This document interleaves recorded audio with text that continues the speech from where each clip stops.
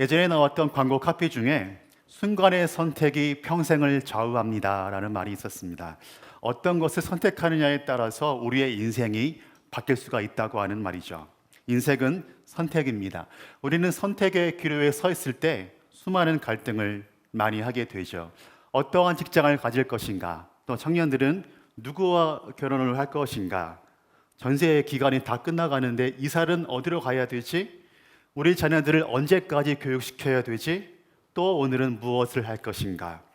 우리는 앞으로도 수많은 선택의 순간에 놓이게 될 겁니다. 우리에게는 선택을 할 수 있는 자유가 있지요. 그러나 우리가 일단 선택하고 나면 우리는 그 선택에 의해서 끌려가게 될 겁니다. 유명한 기독교 작가인 C.S. 루이스라는 분이 이런 말을 한 적이 있어요. 매 순간을 선택할 때마다 느끼는 거지만 선택은 삶의 일부분을 이전과는 다른 방식으로 조금씩 바꾸어 놓는다. 그리고 셀 수 없이 많은 선택들이 천천히 우리의 삶 전체를 천국에 속한 존재로 혹은 지옥에 속한 존재로 바꾸어 놓는다. 이 세상 어느 누구도 나락으로 떨어지려고 하는 사람은 없을 겁니다. 우리 모두는 더 크게 대성하기를 원하죠. 더 높은 곳으로 우리는 가고자 하는 열망이 모두 다 있을 겁니다. 더 높은 곳으로 올라가는 비결은 우리가 만들어내는 선택들로 시작될 겁니다. 오늘의 설교 제목은 당신의 선택이라는 제목으로 함께 은혜를 나누고자 합니다. 오늘 읽은 여호수아 본문 말씀에 보시면 어떠한 일문들이 나오고 또한 어떠한 선택을 했고 그 선택을 통해서 하나님이 어떻게 역사하셨는지 함께 보도록 하겠습니다. 오늘 본문의 말씀의 배경은 여호수아가 이끄는 이스라엘 민족이 가나안 들에게 앞서서서 여리고로 가나안 정탐꾼들을 먼저 보내게 되지요. 그리고 여리고 정탐꾼으로 나섰던 두 병사가 적군에게 발각을 당하게 됩니다. 두 명의 정탐꾼이 여리고 여인 라합의 도움으로 구원을 받게 되는 장면이 오늘 나오고 있습니다. 뿐만 아니라 정탐꾼을 도와준 이방인 라합이 놀라운 구속사의 통찰력으로 하나님의 임재를 느끼게 되는 거죠. 그리고 이스라엘이 가나안 땅에 들어올 때 라합과 그의 가족이 모두 다 구원받는 기적의 장면이 오늘 본문 말씀의 주요 내용입니다. 놀라운 통찰력으로 구원받은 라합이 신분으로 보면요 아주 천한 사람이었어요. 라합은요 이방인이었고요 기생이었습니다. 그러나 그 라합 그녀는 하나님이 계시다는 것을 확신했고요, 이스라엘이 택함받은 선민이라고 하는 것을 영적인 그 진리를 깨달은 여인이었습니다. 그래서 라합은 자신의 목숨을 내걸고 하나님이 주시는 축복에 동참하고자 했고요, 결국 큰 축복을 받은 여인이었습니다. 라합은 신분상으로 보면 아주 보잘것없는 그런 여인이었어요. 그러나 마태복음에 나오는 예수 그리스도의 조상이 되는 그러한 영광을, 축복을 누린 여인이었죠. 우리 성경 속으로 들어가 보도록 하겠습니다. 성경은 정탐꾼 두 명이 라합이라고 하는 기생의 집에 가서 유숙했다라고 성경에 나오고 있습니다. 정탐꾼들이 어떻게 해서 기생 라합의 집에 들어가게 됐는지는 알 수는 없지만 정탐꾼들은 라합의 집에 들어가기로 선택을 했다고 하는 겁니다.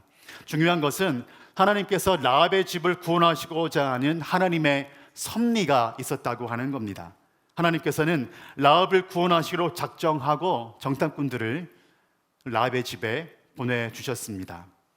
정탐꾼들이 라합의 집에 들어간 직후에 밀고자가 있었어요. 그 밀고자가 여리고에 이스라엘 정탐꾼 두 명이 들어와 있다는 것을 밀고하게 됩니다. 정탐꾼들의 정체가 탄로나는 순간이었죠. 정탐꾼들이 몰래 들어왔다는 소문이 여리고 전체 지역에 다 퍼지게 되었고요, 여리고 지역은 아마도 비상에 걸렸을 겁니다. 왜냐하면 당시의 상황은 이스라엘 민족이 요단강 주변에 주둔하고 있었거든요. 그리고 조만간에 이스라엘 민족이 요단강을 건너가서 여리고를 진격해 올 거라는 것을 알고 있었어요. 그래서 여리고의 군대들이 이스라엘에 진격해 올 것을 대비하고 있었습니다. 그러나 스파이 두 명이 여리고 성 안으로 몰래 들어왔다는 소식을 듣고 나서 여리고 사람들의 마음이 물처럼 녹아들었고요, 여리고 사람들의 마음이 뒤 흔들려 버렸습니다. 라합도 여리고 전체가 정탐꾼 때문에 발칵 뒤집어졌다는 소문을 접하고 나서 선택의 기로에 놓이게 되었습니다. 죽을 각오를 하고 정탐꾼을 숨겨줄 것인가, 아니면 생명을 부지하기 위해서 사실대로 정탐꾼을 사로잡을 것인가 하는 거였습니다. 드디어 여리고 광의 사신들이 라합의 집에 유숙하고 있는 낯선 손님들을 잡으러 온다고 하는 통보를 받게 되었고요. 라합은 정말 심각한 선택의 기로에 놓이게 된 겁니다. 결과적으로 그녀는 정탐꾼들을 숨겨주기로 결단을 하게 되지요. 라합이 정탐꾼을 숨겨주기로 한 것은요, 생명을 무릅쓴 그런 행동이었고요, 선택의 결과였습니다. 우리는 두려워서 선택을 못할 때가 많이 있지요. 그러나 용기 있는 선택을 한다면 종종 우리는 불가능한 할 것을 할 수 있는 그러한 통찰력이 생기게 될 줄로 믿습니다. 용기 있는 결단을 내서 하나님의 마음에 합한 사람이라고 하는 호칭을 받은 사람들이 있었습니다. 골리앗 장군의 호통 소리에 두려워 떨고 있는 이스라엘 백성들 앞에서 용기 있는 결단으로 이스라엘에게 승리를 안겨준 다윗이 있었고요. 그리고 용기 있는 선택을 한 사람 중에 또 다니엘이 있었습니다. 다니엘은 하나님께 주야로 기도하기로 결단함으로 말미암아 사자밥이 될 뻔했지만 하나님은 용기 있는 선택을 한 다윗의 위상을 높여주셨습니다. 그 외에도 성경에서 용기 있는 선택을 한 사람들이 굉장히 너무나 많이 있습니다. 성경에 나오는 용기 있는 선택을 한 사람들의 공통점은 하나님이 나와 함께 하신다는 믿음에서 비롯된 것이었죠. 성경 본문에 나오는 라합은 정탐꾼이 자기의 집에 오기 전에 이미 이스라엘과 함께 하시는 하나님이 어떤 분인지 알고 있었습니다. 이스라엘이 홍해를 건넌 사건과 또한 광야를 거닐면서 이스라엘이 요단 동편에서 수많은 적들을 죽인 것을 이미 알고 있었습니다. 11절에 보시면 이렇게 라합이 고백하고 있지요. 우리가 듣자 곧 마음이 녹았고 너희로 말미암아 사람이 정신을 잃었나니 너희 하나님 여호와는 위로는 하늘에서도 아래로는 땅에서도 하나님이시니라. 라합은 당시 고대 근동에서 전개되던 하나님의 기적의 역사를 지켜보는 그 가운데 하나님의 권능과 하나님의 주권을 아마도 간파했을 겁니다. 사실 여호와 하나님의 이름에 대해서는요, 가나안 사람들은 다 알고 있었어요. 그렇지만 하나님을 유일한 우주를 지으신 하나님으로 인정하는 것은 아니었고요, 단순하게 이스라엘의 부족신 정도로만 알고 있을 뿐이었습니다. 요즘에 세상의 종교의 흐름도 다 그렇죠.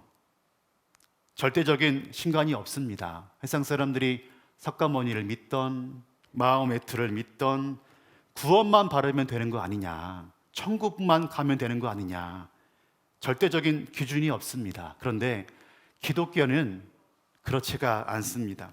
예수 그리스도의 유일성을 우리는 주장합니다. 우리가 가끔 노방전도를 나갈 때가 있어요. 저도 노방전도를 우리 속교회 분들과 같이 나갈 때가 있는데, 노방전도를 하면 이렇게 얘기하는 사람들이 있어요. 꼭 예수님을 믿어야 구원을 받는 건가요? 너무 배타적인 거 아닌가요? 꼭 그렇게만 하면 되는 건가요? 라고 질타를 하는 분들을 가끔 볼 수가 있습니다. 그러나 우리는 분명히 얘기할 수 있습니다. 예수님만이 우리를 구원하실 구원자라고 말이죠. 성경을 보시면 라합은 자기만 구원받는 것을 원하지 않았습니다. 라합은 정탐꾼들에게 이야기합니다. 내가 너희를 선대한 것처럼 너희도 내 가족들을 선대하라고 말이죠. 쉽게 말하면 내가 너희에게 친절을 베푼 것처럼 너희도 우리 가족들에게 친절을 베풀 수가 있겠냐고 하는 겁니다. 너희가 우리 아버지와 어머니, 형제, 자매 모든 가족을 구원해 줄 것을 약속을 해라. 라합은 이스라엘 민족 너희들이 여리고로 들어올 때에 우리를 구원해 준다고 하는 증표를 내걸어라 라고 이야기를 합니다. 정탐꾼들은 라합과 협상을 하게 되지요. 우리를 숨겨주고 우리가 이곳에 있음을 아무에게도 발설하지 않겠다고 맹세하면 너희 모든 가족들을 다 구원해 주겠다라고 약속을 합니다. 라합은 이렇게 정탐꾼들의 약속을 믿고 그들을 피할 수 있도록 성벽에 줄을 내어 주어서 안전하게 대피를 시켜주죠. 정탐꾼은 라합의 가족들을 구원해 준다는 약속의 표시로 붉은 줄을 매달라고 이야기합니다. 우리가 읽은 본문 말씀 18절에 보시면 이런 말씀이 나와 있습니다. 우리가 이 땅에 들어올 때에 우리를 달아내린 창문에 이 붉은 줄을 매고 너희 부모와 형제와 너희 아버지의 가족을 다 너희 집에 모으라. 이 말씀은요, 아주 중요한 말씀입니다. 이스라엘 민족들이 가나안 족속을 쳐서 멸할 때에 붉은 줄을 매달아 놓으면 그 붉은 줄을 보고 그 붉은 줄이 매달려 있는 집을 구원하겠다고 하는 말씀인 거죠. 무엇이 진짜고 무엇이 가짜인지 분별력을 할 수 없는 그러한 시대에 확실한 것을 붙잡으라는 겁니다. 라합은 그래서 확실한 주님의 십자가의 줄을 붙잡은 거죠.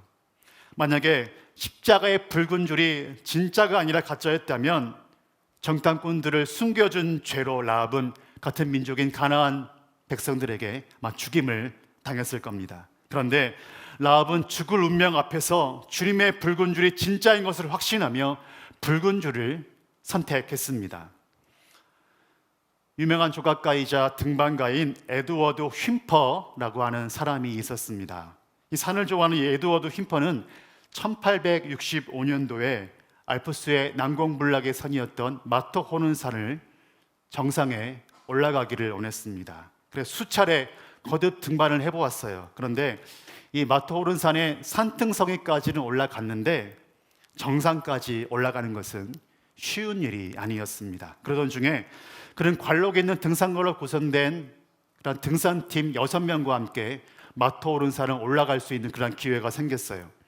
결국 이 등반을 잘하는 6명의 대원들의 협력으로 꿈에 그르던 알프스의 마터호른 산의 정상에 오르게 되었습니다.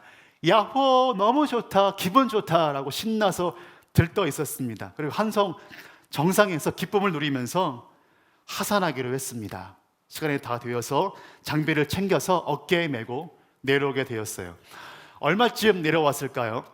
휜퍼와 나머지 6명의 대원들이 그 산에서 제일 험악한 산이라고 하는 암벽에 이르게 되었고요. 순간 대원들의 온몸에는 소름이 쫙 끼쳤습니다. 그 가파른 암벽을 내려가려고 하니까 그저 아찔한 생각만 들었습니다. 그때 한 대원이 말했습니다. 자, 염려 말고 내려갑시다. 별거 아닙니다. 자, 긴장 푸세요. 그리고 조금씩 그 암벽을 내려가기 시작했죠. 예, 모든 사람들이 조심스럽게 발을 내딛고 내려가기 시작합니다. 근데 웬일입니까? 먼저 내려간 그 대원 2명이 미끄러져서 발을 헛디디고 미끄러져 내려가기 시작하는 겁니다.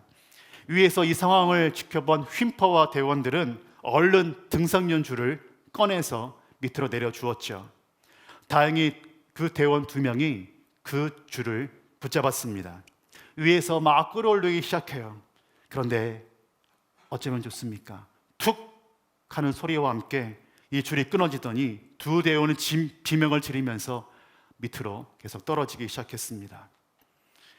나머지 대원들은 무사히 내려왔지만 2명의 대원을 잃은 슬픔을 뒤로한 채 끊어진 그 줄을 다시 한번 살펴보기 시작했습니다. 보통 등반할 때 등산용 줄은요, 웬만하면 끊어지지가 않습니다. 생명을 지켜줄 수 있는 그 줄이기 때문에 특수 제작되어서 아주 튼튼한 줄이거든요. 그 튼튼한 줄이 새끼줄처럼 끊어진 것을 바라보고 모든 대원들은 아무 말이 없었습니다. 그저 인간의 불완전성, 인간의 기술의 한계만을 느낄 뿐이었죠. 우리는 인생을 살면서 어떤 줄이든 붙잡을 겁니다. 우리가 지금 갖고 있는 실력이라는 줄을 붙잡을 수도 있고요. 지금까지 모아둔 재산을 붙잡을 수도 있을 겁니다. 또 어떤 분은 부모님이라고 하는 줄을 붙잡을 수도 있고요. 또 어떤 분들은 자녀들을 손해보험용 줄이라고 든든히 붙잡고 있는 분들도 있을지도 모르겠습니다. 절대로 끊어지지 않는 안전한 줄이라고 생각하면서 붙잡고 있을 거라고요. 그런데 여러분, 우리가 붙잡고 있는 줄이 끊어지지 않을 거라고 여러분 확신하고 계십니까? 요즘에 경기가 참 안 좋죠. 경기가 안 좋다고 이야기를 하고 있지만 내주용 캠핑카를 타고 산으로 바다로 나가는 분들을 보면 정말 경기가 안 좋은지 실감할 수가 없습니다. 고속도로를 타고 가다 보면 수많은 차들 때문에 고속도로를 나아갈 수가 없습니다. 휴가라서 가족끼리 이렇게 바다에 가는 것, 놀러 가는 것은 가족끼리 참 좋은 일입니다. 그런데 염려가 되는 것은 우리가 즐거움만 찾아다니다가 중요한 것을 놓치지는 않는지 생각해 봐야 한다는 거죠. 우리는 즐거움을 찾아 나가듯이 우리의 생명의 본질을 찾아서 나가는 것이 더 중요한 일이 아닌가 우리는 생각해 보아야 한다고 하는 겁니다. 저처럼 젊은 사람들은 이야기해요. 즐길 수 있을 때 즐기는 것이 중요하다고 말이죠. 늙으면 못 논다는 거죠. 무릎이 안 좋으면 못 다닌다고 하는 겁니다. 맞는 말이긴 합니다. 그런데 교회는 나중에 퇴직하고 다리에 힘이 없을 때, 시간 많을 때 나가겠다고 말씀하는 분들이 얼마나 많은지 모릅니다. 지금은 바빠서요, 못 나가요. 그런데 선택은 우리가 하는 겁니다. 오늘 본문에 나오는 여리고 지역은요, 가나안 지역에서 가장 큰 샘을 소유하고 있는 굉장히 풍요로운 지역입니다. 상업이나 농업이 매우 번성한 지역이 바로 이 여리고였어요. 그리고 여리고 주민들은 풍요로운 신인 바알과 아스타스를 섬기는 그런 사람들이었습니다. 부족한 것이 없이 아주 풍요롭게 부유하게 살았기 때문에 간절히 무엇을 붙잡을 필요가 없었다고 하는 거죠. 조상들이 섬겨오던 우상신을 섬기면서 자신들이 누리고 있는 것을 계속 누리면서 현재의 신분을 유지하고 싶었을 겁니다. 그러나 이렇게 부유한 사람들 사이에서 살고 있는 라합만큼은 그렇지 않았습니다. 기생이었던 라합은요, 신분 상승을 원했을 겁니다. 라합 그녀는 천한 창기의 위치에서 무엇을 붙잡기를 원했고요, 정탐꾼들을 만나서 주님의 붉은 줄을 붙잡았습니다. 라합은 창기의 신분에서 이제 존귀한 하나님의 신분으로 급상승하게 되었습니다. 우리 한국교회는요, 70년대부터 90년대까지 큰 부흥을 경험했어요. 왜냐하면 시대적으로 어려운 시기를 지나갔고요, 경제적으로 힘든 시기였기 때문에 그랬습니다. 하루하루를 사는 것이 너무 힘든 시기였어요. 그래서 먹고 살고 싶은 그런 마음이 굴뚝했기 때문에 교회로 제발로 찾아온 적이 있었습니다. 우리 민족에 있어서는 극심한 가난이 축복의 통로였어요. 그런데 이제는 그런 것이 통하지 않는 시대입니다. 생계 문제 때문에 열심히 주님을 붙잡는 사람들이 아무도 없습니다. 우리에게 부족한 것이 있지 않으면 우리는 웬만하면 주님을 붙잡지 않지요. 혹시라도 현재 힘들고 어려움에 처해 있다면 주님의 줄을 붙잡으십시오. 라합은 정탐꾼을 만나는 기회를 타서 세상의 줄을 내려놓고 주님의 붉은 줄을 붙잡았습니다. 시편 32편에는 이런 말씀이 있습니다. 모든 경건한 자는 주를 만난 기회를 타서 주께 기도할지라. 혹시 지금이 주님을 붙잡을 때가 아닐까요? 선택은 우리에게 달려 있습니다. 주님의 줄을 붙잡는다면 주님이 여러분의 인생에 관심을 가지시고 여러분을 붙잡아 주실 것입니다. 주님을 만날 기회가 왔는데도 불구하고 주님의 줄을 붙잡지 않는다면 주님의 줄을 붙잡지 않는 그러한 책임은 우리에게 있을 겁니다. 우리의 인생을 살면서 어떠한 줄을 붙잡아 왔을까요? 지금까지 물질과 실력과 사람을 붙잡고 있지는 않았을까요? 라합은 오늘 본문에서 인간의 능력이 아닌 하나님의 능력의 줄을 붙잡았습니다. 하나님의 신실한 근거한 놀라운 줄을 붙잡았다고 하는 겁니다. 이 주님의 줄은 절대로 끊어지지 않는 안전한 줄입니다. 오늘 저녁에 나오신 분들 많은 줄을 붙잡고 있죠. 여러분이 붙잡고 있는 줄은 안전한 줄입니까? 지금 바로 선택하십시오. 무슨 줄을 붙잡을지 생각하시고 순간마다 순간순간마다 안전한 생명줄로 나아가는 여러분들이 되시기를 간절히 바랍니다. 기도하겠습니다. 사랑이 많으신 하나님 아버지, 주님을 바라보면서도 여전히 고통 속에서 힘들어하고 방황하는 교우들이 굉장히 많이 있습니다. 아무리 힘들어도 고통스러워도 끝까지 주님을 바라보고 승리할 수 있게 하여 주옵소서. 우리는 항상 많은 선택의 기로에 놓여져 있습니다. 그때마다 해상적인 줄이 아니라 주님의 줄을 붙잡을 수 있게 하여 주옵소서. 이 시간 성령의 기름을 우리에게 부어 주시어서 우리가 감싸고 있는 모든 걱정과 두려움을 몰아내 주시고 하나님을 간절히 찾고 만나는 은혜를 부어 주옵소서. 예수님의 이름으로 기도했습니다. 아멘.